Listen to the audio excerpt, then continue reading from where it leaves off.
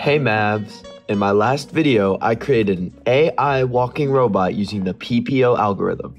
Many people had a lot of questions I just left unanswered, like how does stuff actually work and how do they think? The simple answer is neural networks. It is basically attempting to recreate the human brain, but I'm just a high school student, so I'm just using my research. So I'm probably leaving a crap ton out. If you're a brain expert, don't come after me. I am not a brain expert. Now, you've probably heard about neurons somewhere, like in class or in a book, or not, but that's okay if you haven't. Now, these neurons are how our brains work. There are about 100 billion neurons in each of our brains. They allow us to think and make decisions.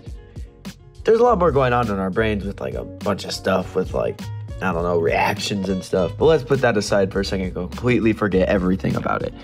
Let's say we have a neuron. Let's call him Bobby. Just like Bob from my other video, it has two different parts. The joints, or connectors, on Bob are going to be the hairs of Bobby.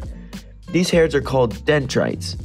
These allow connections between other neurons, and it's where he receives the input from the other neurons. The next part is the axon, or the legs. This is the output of the neuron. The axon is connected to different dendrites. Bobby will receive a signal from other neuron axons connected to its dendrites. This signal is a neurotransmitter. These neurotransmitters will create a positive spike in Bobby. If he gets enough positive spikes, Bobby will send neurotransmitters to all the neurons connected to his axon branches. This happens many times and repeats all the time. Now we need to note that some connections are stronger than others. Therefore, some neurons may get a bigger positive spike than others. So a lot more goes on, but we now know enough to build a little brainy thingy. This is what we call a neural network. Let's make a small network of the connected neurons. So, let's look at this in a little more simple way. Whew, that's better. I feel like my eyes are not having a stroke anymore. So the circles are the neurons and the lines are the connections between the neurons. They each have a strength connected between them, and this is what we call wave. They range typically from -1 to 1. I represent this by the line thickness and color of my line. Red is positive, blue is negative. The thicker the line, the stronger the connection. Now we have to sum up all of the connections into the neuron. We also need an activation function. I will be using the step function because it is simple and I don't know how to use any other else. The activation function computes how much input the neuron needs before it gets triggered. This is what the function looks like. Simple, I know, scary. It takes the sum of the inputs, and if it's greater than 0, it returns a 1. Or if it's less than or equal to 0, it returns a 0. We get the inputs by multiplying the input by the connection weight associated with each connection, which in our case will be a 0, 1, or -1. Now we need to introduce something called the biased neuron. It's like an input neuron, but the input always equal to 1. It can be connected to any other neuron that isn't in the input layer, which obviously is the first layer. Let's get into our example. We are going to be using something called computer vision, but super simple.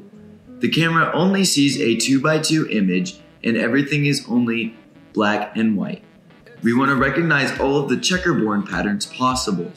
And this is our network that can recognize these patterns. To understand it, let's break it up based off what the neurons represent.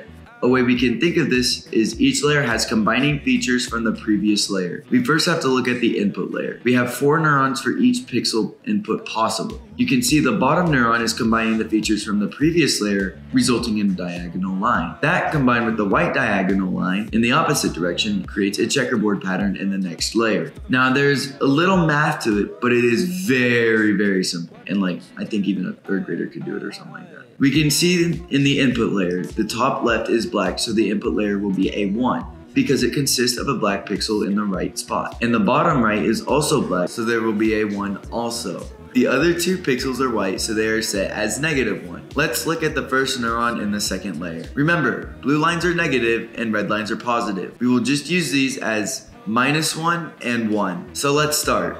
Firstly, we start with the first input layer. It is connected with a blue line, which is -1 times -1 is -1. Then we have to look at the next input layer. and the line is still a blue line. So again, we will do 1 times -1, which you've guessed it, is -1. The next 2 layers are not connected to the top neuron, so we have to go down to the bias neuron, which is always outputting a 1. So again, 1 times -1 is still -1. We add these up to get -3, which is less than 0, so it will output a 0, meaning it is not found.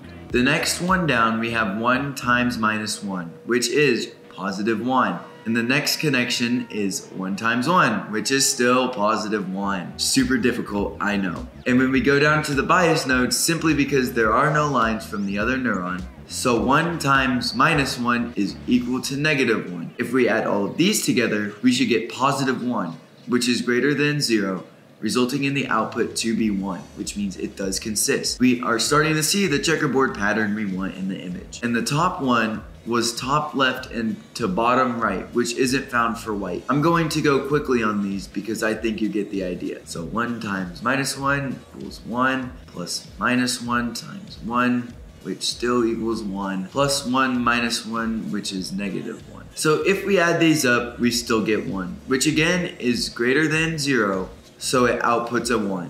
That is where we get the white part of our checkerboard pattern. So the next one, -1 plus -1 plus -1 equals -3, which outputs a 0 in that layer. Now let's look at the third layer. So now they are not in order, so we have to look at the lines to see where they are going to. The top neuron from the second layer is not connected to the top neuron in the third layer, so we will skip over it. The second one is, so we will do the same math from before. So again, 1 plus 1 minus 1 equals 1.